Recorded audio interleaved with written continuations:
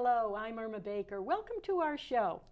Today's topic, I'll tell you, it's a scary topic, but it's something we all think about and hear about, and we are very pleased today to have someone here who can tell us what to do.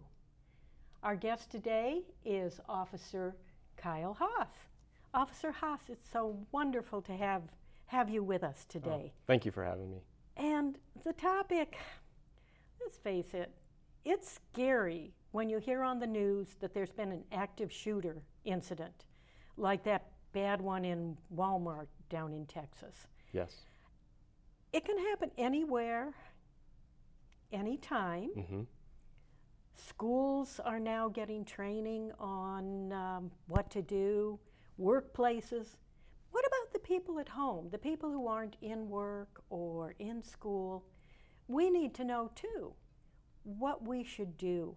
So, Officer Kyle, I'm going to call you Officer Kyle. Yes, yeah. Tell us, first of all, what should be the first reaction? Well, tell me a little bit about shooter incidents first. So, the active shooter incident, we tend to call it active killer incident now. These people tend to bring in multiple weapons. So they're not only bringing in guns, but they have knives, multiple knives as well. And they have a little bit of training, but not much. It's something that we need to keep in the back of our mind when something occurs, that these people are coming into, let's call them soft targets. So targets that don't have an active security measure at their business or at a school, so a school resource officer. That mitigates some of that. The person going in is looking for a high body count. They want to be on the news. They want to have that national reaction that we all see on the news and we say, wow, that happened. And we don't get a lot of information initially. Police departments typically have to take a really long time to process all this evidence because they need to build a very clear-cut case. And they don't release information immediately.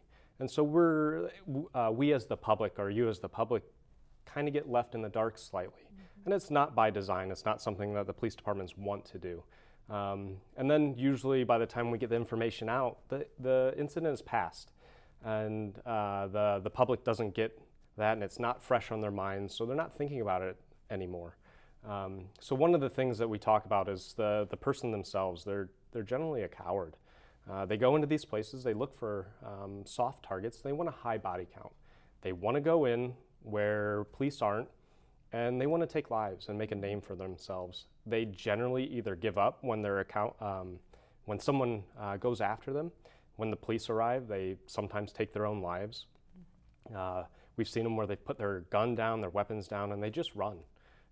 They leave because they want no part of it. They want nothing to do with law enforcement, or they want nothing to do with the person that's going to aggress them.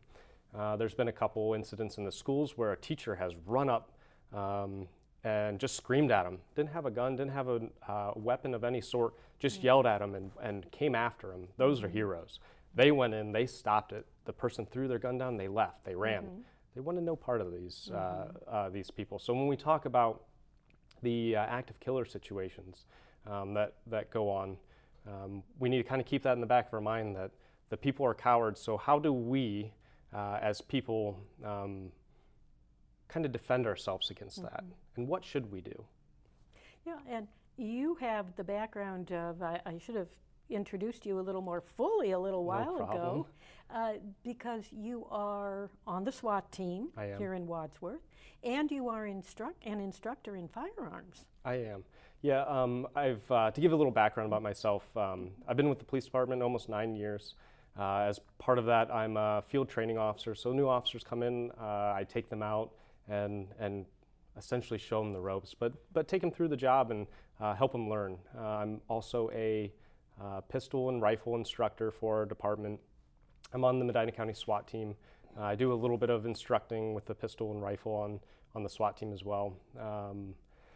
I'm a taser instructor and a pepper spray instructor. And then I also, along with another colleague, we teach the officers active killer incidents. So we bring them into the schools, we take them into businesses, we don a protective gear, and we shoot essentially paintballs at each other and really expose tactics. So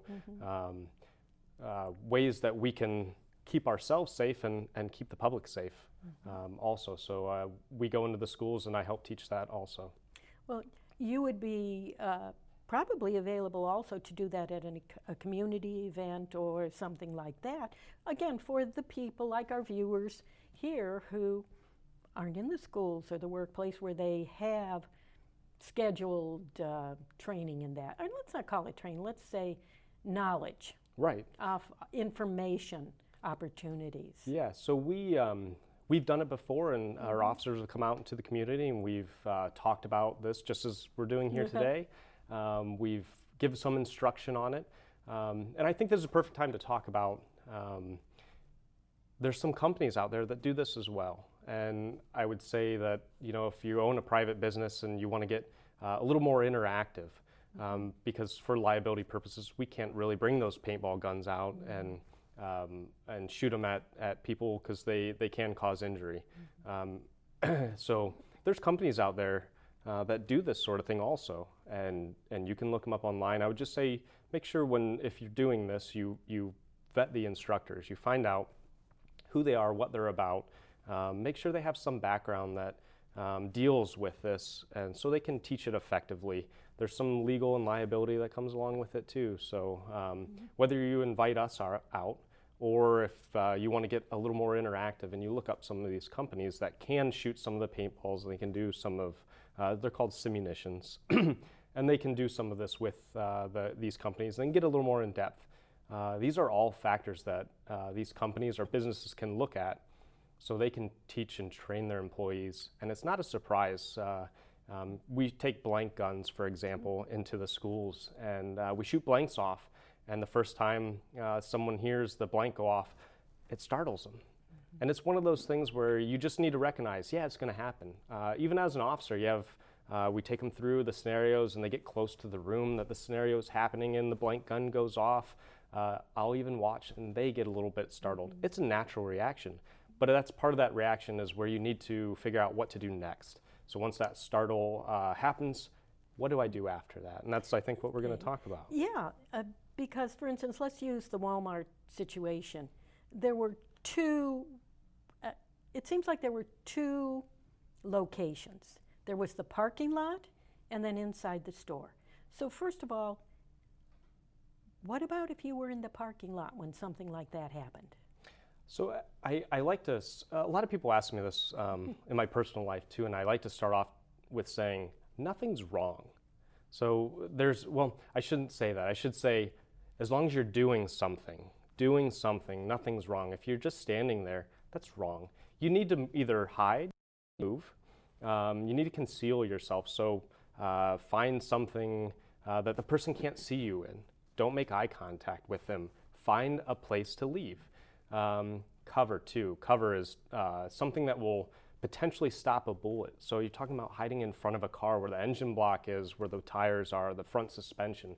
Very heavy things that will stop a bullet or send it off in a different direction. So if you're in the parking lot and you're far enough away from that person, get in your car and leave. If you can make it into your car and you don't want to start it because they're close by and you can hide somewhere, if you can get in your trunk. Most trunks now have the popping mechanism, so where you can open it after you've been in the trunk for a while. You can get the seats down and crawl back into the car. Okay, that's a good point. Probably there are a lot of people who don't know whether their cars have that or not. And you can't quote me on it, but I believe it's been one of the regulations that the government has put in. So I would tell you, open your trunk and look. A lot of times they're like a yellow or orange handle. If you pull it, it'll go to the latch and it'll undo the latch from inside of the trunk. Hiding under a car, you know, if you need to. I like to say, like, movement is life. We talk about this at our training with the police officers. It's one of the sayings we say, movement is life. You need to move. You need to do something. even if and I talked about hiding. Well, you had to move to hide there. You had to do something to get out of the way. Just standing and watching isn't going to work.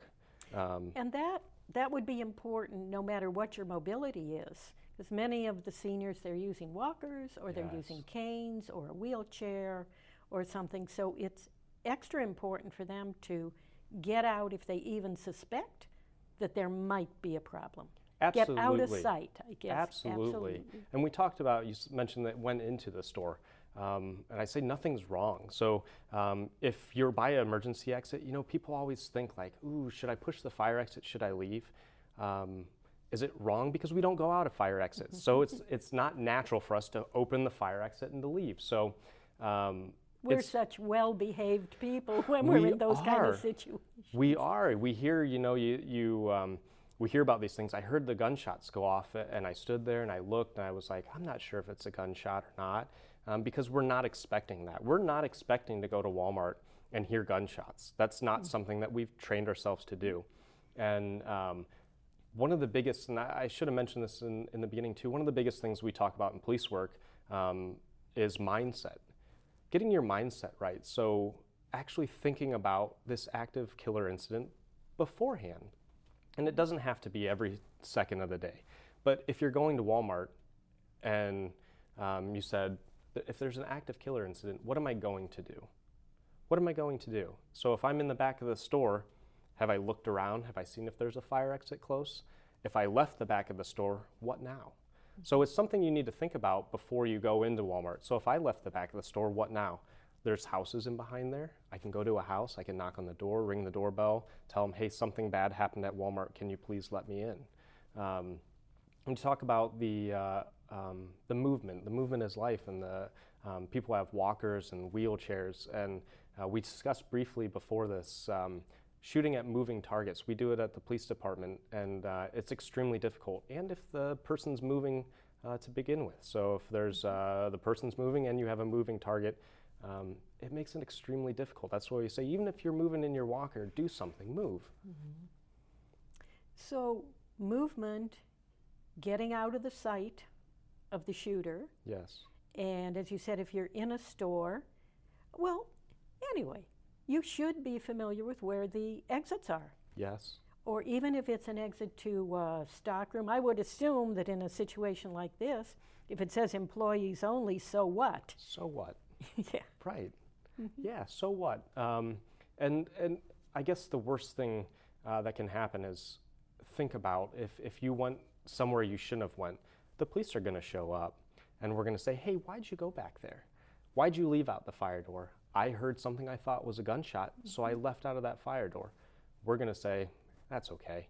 I'm glad you did something. Mm-hmm. And we'll talk about it afterwards, and we'll tell the management, hey, what was that? And then we'll go investigate what the noise was. But if you went into the back room, employees only, if you were wrong, so what? You can tell the employees, I think something happened out here. I heard something that I didn't like, screaming, yelling, what have you. And we show up and you were wrong, so what? Do you have many incidents like that where people will call the police department and say, I think there's something bad going on? We typically have a lot of that with like homeowners. They wake up in the middle of the night and their house is creaking and they believe someone's in their house. Mm-hmm. And we show up, and a lot of times no one's there, but that's fine. We don't mind. That's what we're here for. We show up to help take care of these problems. Mm-hmm. One of the things too, I'm glad you brought it up, when you call 911 from a cell phone, it goes to a tower. This is something a lot of people don't know, and it routes to the sheriff's office. If you call 911 from a cell phone, it goes to the sheriff's office. So if you said, I'm at Wadsworth Walmart and there's someone shooting inside of the store, the sheriff's office is going to have to transfer that phone call to us. Now, if you call from a landline, the landline goes straight to the police department, as long as you're within the city limits. So it's something that you have to understand. If you picked up the phone and your cell phone and you called and said there's an active incident at Walmart, they might say, hold on 1 second, I need to transfer you to Wadsworth. It might seem like, what do you mean you have to transfer me to Walmart? What do you mean? This is terrible. Don't put me on hold. Right. And one of the other things we talk about is our police department generally has 2 dispatchers working. And that's generally. We sometimes have more, sometimes we have 1. Now, if we take 20 phone calls from the same Walmart, that dispatcher might say to you on the phone, I'm already on a phone call with someone there. I'm going to let you go. Because they might be getting better information. What do you see? What do you hear? I fled out the fire exit door and I'm all the way in the back corner. They might tell you, keep going. I'm on the phone with somebody else. I'm going to let you go. It might be someone hidden in the store. So if the dispatcher has to hang up on you, it's not because they don't want to hear your information, but it might be likely that they have a whole bunch of other calls. That dispatcher is also going to take some of our radio calls too at the same time. They're going to be hearing what you have to say. I'm in the front of the store and someone's at the check lanes firing a gun. They're going to have to stop talking to you, get on the radio and tell the responding units someone's at the checkout lanes firing a gun. So we know where we need to aggress towards. Well, that's, excuse me, that's very interesting what you said about 911 calls, because I didn't realize that. So just to go back over that, if you're calling 911 from a cell phone, it would be going to the sheriff's department. It would be going to the sheriff's department. And to clarify even a little further, if you're close to Medina Line Road, it depends where the cell phone tower is. If your cell phone's closer to another tower in Norton, it might send you to the Norton Police Department. That's why it's really important, and we try to tell people, when you call 911, usually the dispatcher first asks, where is your emergency? 911, where's your emergency? Because they need to know exactly where it's at. And that's why it's important. We get a lot of people saying, initially, this is what's happening. And they keep asking, I need to know where you're at. I need to know where you're at, so we can start getting our units to responding. And if it's a cell phone call to the sheriff's office, they also are going to ask, they need to know where it's at, because they might have to transfer that phone call to a closer police department. That really makes a lot of sense then, in terms of when you pick up that phone, you're going to be terrified anyway. Absolutely. Absolutely. You're scared. Things are happening around you. You're worried about your life, your safety, all of that. But the thing to remember is they need to know where you are. Yes. Above all, I think they need to know where you are, because a lot of times, if you listen to our radio traffic, the dispatcher will get an address and they'll say over the radio, as they're still listening to the person tell them what happened, can I get units to respond to this address? And so a lot of times we'll start driving to that address without even knowing what's going on just yet. But the dispatcher can tell something's wrong. There's an emergency at that address. So they'll get us started. That's why it's important to immediately give out your address. And then the dispatcher, if you can listen, a lot of times it's understandable. You have auditory exclusion. So you get very excited, your adrenaline starts pumping, and your eyes are really important. So your ears kind of shut off a little bit. That's part of like an adrenaline dump. It forces your vision to essentially go into a little peephole, and it sounds odd, but one of the things you can do is breathe. Getting oxygen into your blood and into your brain starts to open up your senses. So to our viewers, if you find yourself in a stressful situation, breathe a little bit deeper, breathe a little bit slower, in through your nose, hold it for a little bit, and out through your mouth, nice, slow. And you'll start to get oxygen to your brain, and you'll start to get it to your extremities. So one of the things too is your blood flows into your organs to say, I want to keep my core alive.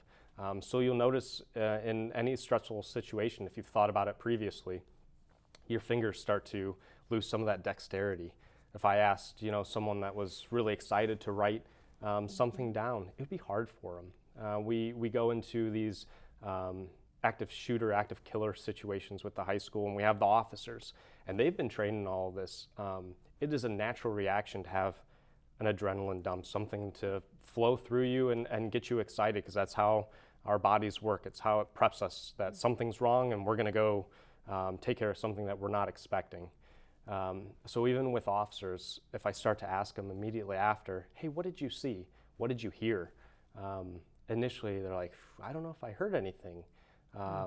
Maybe a minute or two later, once they get some breathing cycles in, they start to relax, their brain starts to relax and pull that information, be able to pass it back out. What did you hear and what did you see? it's an entirely different situation. So back to the 911 phone call, it might take you a couple breath cycles just to relax enough, because the dispatcher is going to ask some pretty important questions of you. And if you can calm yourself down just enough to answer those questions, it would be vital for our response. Well, it sounds like even before you get on the line with the dispatcher, if you're having that kind of adrenaline reaction, you might have a hard time even hitting 911. Oh, for or getting sure. your phone out of your pocket or your purse, wherever it is. And I would think particularly with people who have a mobility problem, even getting your feet to move properly, because again, those are extremities. Yes. It would be difficult. It could be difficult, absolutely. It could be very difficult to get those fine motor skills to work. One of the things that might help, though, is that adrenaline might help some of the pain to go away and force them to be able to move a little bit better. That's the purpose of the adrenaline in your system. And it's one of those things, back to the mindset. It's one of those things, I need to prepare myself. If something like that happened, am I going to be able to move out of the way? Is someone with me? Is there someone here I can say, hey, leave, I'm going to go hide under here. That way, if, when we show up, hey, my mom and dad is hiding over in this section. They're hiding, in the restroom. They're hiding somewhere. It's important to us because our response is to go in and first and initially is to find that active killer and stop it. And then we start branching out and searching a little bit, and then we start doing a rescue. We start rescuing the people and taking them out. And then we contain the area so we don't let anybody in or out. It's one of the things, and I'm sure we were going to talk about the police response, and we can get a little more in depth into that. Well, let's talk about that now. Sure. So any sort of active killer situation, the 911 phone call is placed, we immediately rush to the area. The old school response for police was to wait outside and to wait for SWAT team members to show up, to wait for more people to arrive to go deal with that problem. Well, we've unfortunately realized through incidents that that person's still inside. They're a coward, they're hiding, they're taking lives still at that moment. So we've changed our response. We've changed it to go in, whether it be one or two officers, depending on the officer's knowledge, experience, going into that building alone or with another officer and actively searching for that killer. And it brings me up to a point of a little bit of medical knowledge. So if you have a purse or you're carrying a book bag or you have any sort of medical needs, maybe putting some medical supplies inside of it. One of the responses of the police department is to stop the active killer. That's the most important thing. So we will be stepping over people that are injured or people on the ground that have been shot or hurt to go and stop any more killing. We will come back for that person, but unfortunately, if you don't have any medical training and you're not stopping the bleeding, which is very important, there's a possibility you could expire, and it's not something that we like to see or we wanted to happen. We're not meaning to step over somebody because we don't care. We do care. But if we don't stop that person initially, they could be taking more lives. So when we come in, we expect people to be coming out of that building. What we would ask people to do is to show us your hands as you're coming out. Bring your hands up and show us, I have nothing. I'm not here to harm you or hurt you. And we're pretty good. I'd like to say us police officers are pretty good at reading body language and reading people and noticing that person probably doesn't mean me any harm compared to the active killer who is searching to take lives. It's a little different approach. One of the things we teach in the schools too is, let's say that active killer heard the sirens and they took their own life. And now they have a gun there, or somebody wrestled this person and the gun went on the floor. What we like to tell people is find a trash can, find a tree, a bush like this, something like this. if you can fit a handgun inside of that and carry it out, we look for that thing. We look for that person carrying a trash can outside, because that's not normal. And we talked about what's normal. That's not normal. Someone carrying a trash can out. We're going to expect maybe something's in that. Even if you put it out of sight, out of mind. So if you hid that firearm and you put it high up on a shelf, there's a possibility that person that was wrestling, that active killer, now is not going to find his weapon if you hid it from him. So don't carry it out in anything, but hide it. Hide it, yeah. Because you don't want the police thinking you were the person. Yes, you do not want to come this. out of the building holding a firearm. It's not something that we would recommend. And so as we come into the building, once again, we'll expect people coming out, hands up. We're going to expect doors to be locked. You know, one of the things we teach too is we carry our IDs, our police IDs. They look like a credit card. If you're hiding in a room, you might hear a knock on the door. Hey, this is Officer Kyle Hawes from the Wadsworth Police Department. Is anyone in there? You might not want to answer at first. Maybe you do. We might slide our ID under that door and let you know it is the police. And we're probably going to ask, hey, is anyone hurt inside? No, no one's hurt inside. Okay, keep the door locked, stay locked down. We're going to come back for you. And a lot of times we'll go over the radio and say, hey, in this room number, there's X amount of people. That way we let the command staff, our chief, our lieutenant, who's running the overall situation, know there's 5 or 10 people inside of this room. We need to come back for them at some point. And we're going to keep moving on. So understand that even if we come initially to your door, we might not take you out right at the beginning. We might bypass your door to go look for that person to make sure they're not taking any more lives. So the important thing is to stay safe when you are safe. Absolutely. So get out of the situation if you can. Yes. Hide if you can. If you can't get out, and stay safe until the police are able to rescue you. Absolutely. Well, Officer Kyle, it has been such a pleasure having you with us. We are out of time already. Well, thank you so much for having me. I appreciate it. Really, if there's any time that you or other members of the police department feel that you have information that you would like to get to our audience, we would love to have you come on and do another show with us. So thank you so much. Thank you. And thank you, everyone, for viewing. I hope you never have to face a situation like we've talked about today, but if you do, I hope that this has helped you to keep safe. Thank you so much for viewing.